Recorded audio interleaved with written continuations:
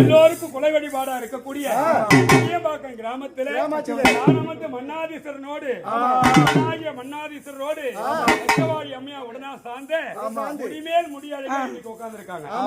எல்லாம் பார்த்தா நீனே நினைப்ப கையில கிளிய இருந்திருந்தா மீனாட்சி அம்மையா நினைப்பீங்க. முடிமேல் முடியழகி இந்த புற்றுக்குள்ள இருக்கக்கூடிய இந்த நதியோரம் எது ஓடுது?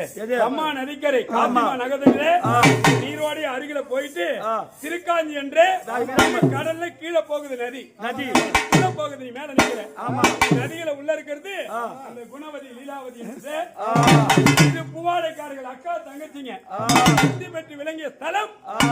பூமேல் முடிமேல் முடி அழகி அண்ணாதிரு உடனே சார்ந்த லட்சவாடி அம்மா இன்றைக்கு தினத்துல இந்த ஆடி மாசம் மரியாதை செய்கின்ற பூஜைகளை மனம் குளிர்ந்து செய்த அர்ச்சனையும் துதியையும் சிறப்பு சொல்லும் பெற்று உலக மக்களுக்கு நோய் நொடி இல்லாமல் வாழ்கிறது.